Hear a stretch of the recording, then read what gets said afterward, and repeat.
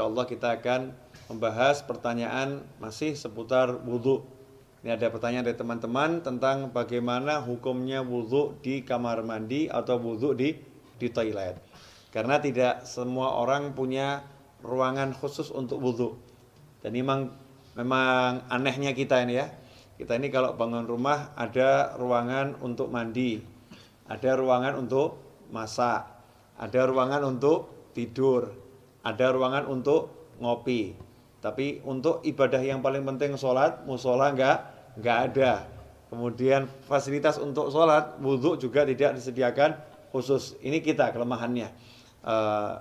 Menyikapi hal itu, maka timbul pertanyaan, kalau wudhunya tidak di ruangan khusus, ya tidak di ruangan khusus untuk wudhu atau nggak punya padasan. Kalau orang Jawa dulu punya padasan ya gentong yang ada lubangnya di bawah, taruh di halaman untuk minum atau untuk wudhu. Kalau nggak punya seperti itu, adanya kamar mandi, adanya toilet, atau ketika di mall atau di pasar, wudhunya tidak di tempat khusus wudhu, tidak di luar ruangan, tapi di dalam toilet, di dalam kamar mandi atau di dalam WC kalau bahasa umumnya ya.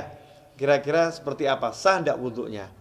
Kalau ditanya wudhunya sah atau tidak, maka wudhunya sah kalau memang syarat-syarat sahnya wudhu dipenuhi, kemudian hal-hal yang membatalkan wudhu tidak dilakukan, wudhunya sah-sah saja.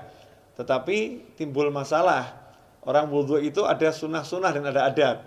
Di antara sunnah-sunnahnya adalah membaca Bismillahirrahmanirrahim di awal wudhu seperti yang sudah dijelaskan. Kemudian nanti ada doa setelah wudhu.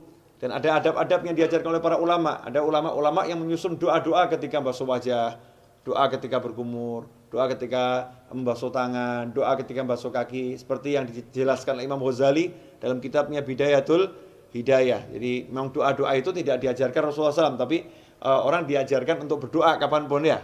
Apalagi kalau doa ini dari para ulama.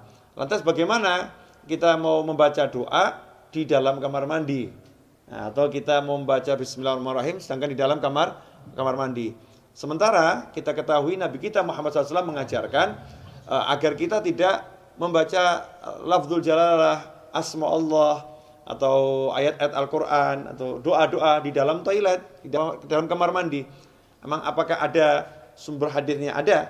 Kita semua tahu baginda Muhammad SAW itu punya cincin. Ya, punya cincin. Khatiman min fiddah, dari perak. Ya, Rasulullah punya cincin dari perak, yang cincin itu fungsinya sekaligus sebagai stempel. Ya, fungsinya sebagai stempel. Dulu Rasulullah SAW tidak punya cincin, tidak punya stempel.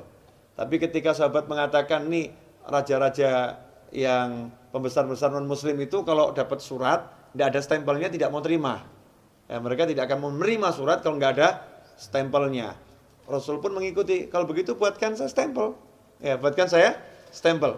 Maka dibuatkan stempel, bunyinya Muhammadun Rasulullah. Ya, Muhammadun Rasulullah. Jadi Allahnya paling atas, berupa cincin dari perak. Ketika Rasulullah wafat SAW, setelah wafatnya Rasulullah, cincin itu dipakai oleh Sayyidina Abu Bakar As-Siddiq radhiyallahu anhu. Setelah wafatnya Sayyidina Abu Bakar dipakai oleh Sayyidina Umar ibn Khattab. Kemudian dipakai oleh Sayyidina Utsman bin Affan radhiyallahu anhu. Nah, ketika dipakai Sayyidina Utsman, cincin itu jatuh ke Bir Aris, ya, sumur Aris. Ya, kemudian tidak ditemukan lagi. Nah, apa dasarnya? Ketika Rasulullah masuk ke khala, ke tempat buang hajat, Rasulullah selalu melepas cincinnya. Jadi ketika masuk ke tempat buang hajat, Rasulullah SAW selalu melepas cincinnya, karena di cincinnya itu ada tulisan Muhammadun Rasulullah. Kalau membawa tulisan aja tidak dianjurkan, apalagi mengucapkannya. Ya, membawanya aja tidak dianjurkan, apalagi mengucapkannya. Berdasarkan hadis tersebut, yang diriwayatkan oleh Imam Al-Hakim, ya, dalam kitabnya Al-Mustadrak Al-Sahihain. Di situ beliau menyatakan, anna Rasulullah labisa khatiman naksuhu Muhammadur Rasulullah, fakana idza dakhala al-khala wada'ahu. Kata Al-Hakim dalam kitab Al-Mustadrak, Az-Zuhri menyebutkan bahwasannya Rasulullah SAW punya cincin yang tulisannya adalah Muhammadun Rasulullah. Idza dakhala al-khala wada'ahu. Kalau masuk ke khala, ke toilet, Rasulullah SAW selalu melepaskan cincinnya tersebut.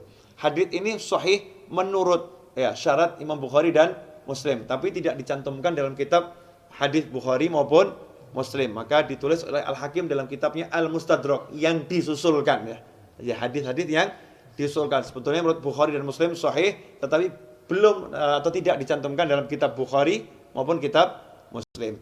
Nah, hadis ini menunjukkan memang kalau masuk kamar mandi jangan bawa tulisan yang mengandung nama Allah atau nama Rasulullah Shallallahu Alaihi Wasallam. Dari sini ulama kemudian mengambil kesimpulan kalau membawa tulisan nggak boleh, apalagi membacanya. Bukan haram ya, tidak boleh dalam arti tidak beradab atau kurang sopan. Karena itu seyogyanya jangan berwudu di toilet, seyogyanya. Cari tempat wudu yang memang betul-betul untuk wudu. Kalau tidak adanya toilet, barulah silahkan wudu di toilet atau di kamar mandi atau di WC. Tapi kalau wudu di kamar mandi, toilet atau WC, jaga adabnya. Apa adabnya itu? Ya satu, jangan membaca asma Allah. Cukup dibaca di dalam hati. Lantas bagaimana dengan doa setelah wudu? Ya doanya dibaca di luar kamar mandi. Jadi selesai wudu langsung keluar baca doa setelah wudu. Atau bismillahnya dibaca di luar dulu. Bismillahirrahmanirrahim, masuk langsung wudu juga. Nah, dengan begitu maka sunnahnya tidak hilang. Tetap bisa melaksanakan sunnah-sunnah yang dianjarkan oleh Nabi Muhammad Sallallahu Alaihi Wasallam. Insyaallah sedikit ini barokah. Dan jangan kemudian jadi jalan justru. Oh berarti wudhu di toilet gak apa-apa. Oke deh, kita wudhunya di toilet aja ya. Jangan seperti itu. Usahakan wudhu di luar toilet agar bisa melaksanakan banyak sunnah. Kalau memang terpaksa baru berwudhu di toilet. Walafu minkum. Wassalamualaikum warahmatullahi wabarakatuh.